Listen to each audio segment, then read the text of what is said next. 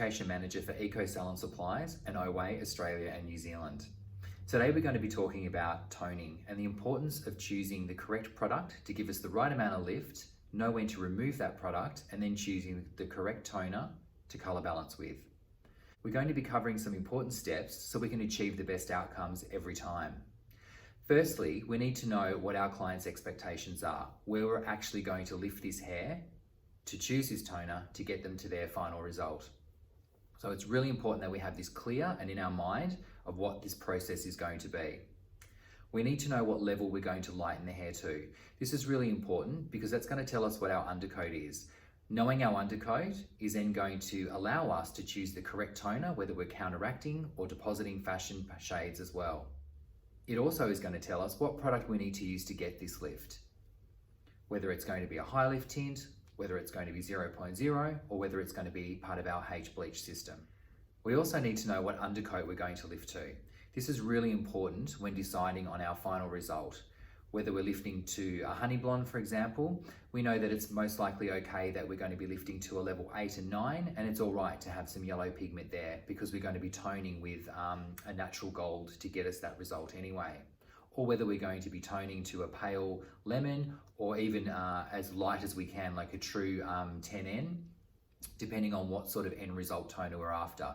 So it's really important in our mind that we know exactly where our hair needs to lift to so we can achieve this result. There's no point lifting up to a level 9 with too much gold in it and rinsing it, expecting a real pastel ash result, because we're just not going to have that level of control when we're putting our end toner over that hair.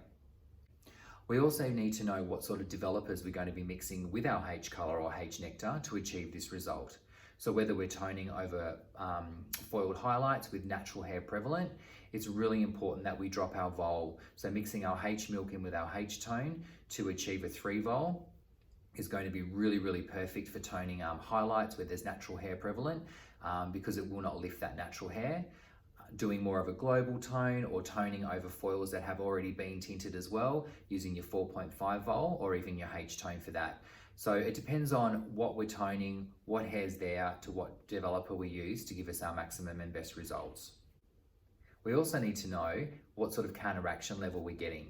So if we are toning to a level 10 and there is some pale lemon there, what do we choose to get a neutral result? So it's really important to understand the underlying pigment basis what we need to counteract that. So for example, if we are going for a level 10 neutral result, and we have lifted that client's hair up and we've only achieved a pale lemon, then we know that we need to go in with an ash pigment or a violet pigment to counteract that pale lemon pigment so we can get a much more even result or a neutral result with that. If we were lifting to that level and we were wanting a gold result, we would then go in with our 9 or 10.3 to achieve that golden result. So it's really, really, really important to know that our end result, if we're after a cool color or a neutral color or a fashion ash for that matter, what level we need to get the hair to choose the appropriate color to apply to that to give us our end result. There's no point putting a toner on hair that isn't at the right level or undercoat because it just won't work and we won't see that perfect result. That is now then going to give us our application technique of our toner. So if we've removed our color at the basin and we have a foil highlight and it's a global saturation, we would then mix up our correct pigment or counteraction pigment or fashion toner, mix it with our 3 vol and do a global application over damp hair at the basin. If we are doing a zone tone, we would then need to remove that client back to the seat using a 3 vol and apply to the regrowth area or a root stretch area, and then break our hair down into what levels of tone we want through the mid lengths and to the ends. So after you've done your lift, your application is extremely important as well to get the right result, to know where we're putting that pigment and what pigment we're putting in a certain area to give us our end result, whether it's deeper at the roots through to a lighter mid-length area through to a pale end area.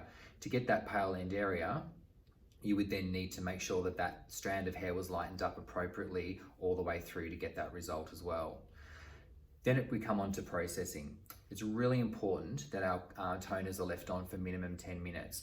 Using a lower developer, this is going to be great because it's going to allow you to stretch out that processing time, especially if you're going over natural hair with highlights, because it's not going to disturb that natural pigment at all. It's really important that it's on for the 10 minutes to start with. Being a non-ammonia based colour, our pigment will start to develop on the outside of the hair first before it actually goes in.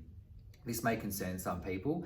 It's okay to do a test strand, pull some off and have a look. You'll realise that it actually hasn't pushed in far enough yet, and then you just need to, whoosh that back in.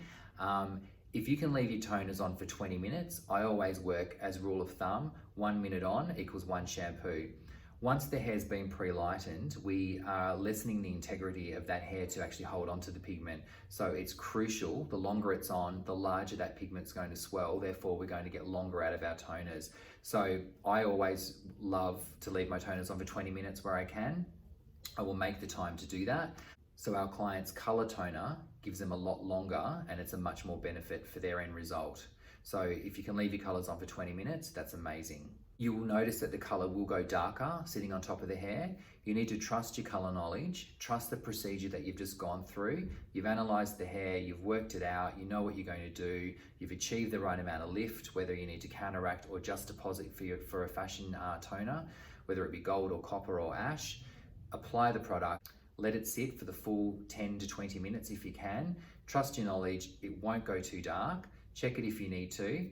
But the longer on, the better result. So I hope that's covered a few points for you. If there's any other topics or interests that you want to know about Oway Colour, please check out our links below, and good luck, great results. Thank you.